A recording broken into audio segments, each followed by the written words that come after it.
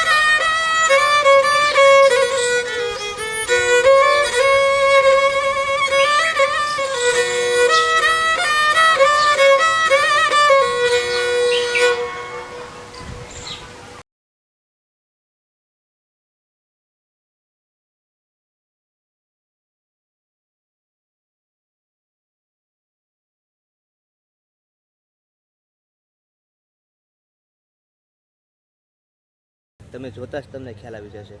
આજે આપણે જે જગ્યાએ ઉપસ્થિત થયા છીએ, જે જગ્યાએ ઊભા છીએ, એ જગ્યા છે આંતરરાષ્ટ્રીય લોક સાહિત્યકાર અને હમણાં જ કુંભના મેળામાં જેમને સાહિત્ય વિભૂષણનો પદવીથી નવાજવામાં આવ્યા છે એવા જયરાજભાઈ આહિરના સુપુત્ર જયરાજભાઈ આહિરના લગ્ન સમારંભમાં આપણે ઉપસ્થિત થયા છીએ. અને આજે મારી પાછળ ભવ્ય સ્ટેજ દેખાઈ રહ્યું છે. આજે અહીં બધા જ માનવંતા મહેમાનો છે એ પોતાનો રાજીપો વ્યક્ત કરવાના છે. સ્ટેજ ઉપર બિરાજિત થઈ અને ભાતીગળ લગ્ન ગીતો, ભજનો, સાહિત્યો પીરસવાના છે. ત્યારે આવો આપણે આગળ જે કંઈ અહીંયા બનાવવામાં આવ્યું છે, જેટલી પણ વ્યવસ્થા છે એ દરેક વ્યવસ્થાઓનો અમે તમને દર્શન કરાવીએ કે એક નાના એવા ગામડાની અંદર, બોરડા એક નાનું એવું ગામ છે, આપ સૌ જોયું છે, પણ ગામની અંદર પણ આટલું ભવ્ય આયોજન થાય અને ગામને પણ શું કહેવાય, શહેરની અંદર કરોડોનો ખર્ચો કરી અને લોકો જે કરતા હોય છે એનાથી પણ વિશેષ આયોજન, એનાથી પણ વ્યવસ્થિત આયોજન અને એનાથી પણ ખૂબ સરસ રીતે વ્યવસ્થા જે ઊભી કરવામાં આવી છે આ ગામની અંદર. એમ થાય કે નાના આ એક સાહિત્યકાર શ્રી માયાભાઈ આહિરના સુપુત્રના લગ્ન હોય તો એમાં તો કાંઈ ઘટતું જ ન હોય. અને એમાંય તે જયરાજ એટલે સૌથી નાનો દીકરો માયાભાઈનો. એટલે માયાભાઈએ ઘણા બધા કાર્યક્રમમાં કીધું છે કે હું છેલ્લી વખત વરનો બાપ બનવાનો છું. અને વરના બાપ બનવાનો હરખ દરેક એક બાપને હોય જ. અને એ હરખ તમે આ બધું જોઈ જ રહ્યા છો કે કેટલું ભવ્ય આયોજન થયું છે. તો આવો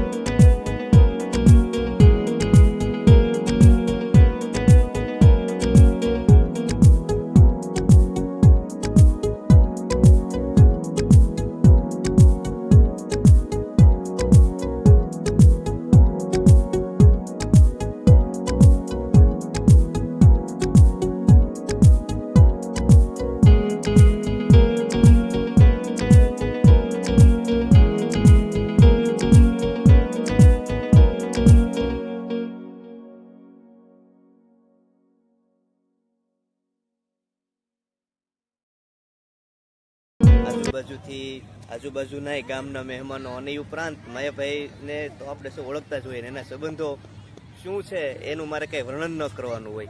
એટલે કેટલાય મહેમાનો, સાધુ સંતો, આગેવાનો અહીં પધારવાના છે અને એમના ભોજનની વ્યવસ્થા અહીં કરવામાં આવી રહી છે. આપ તમે જોઈ રહ્યા છો.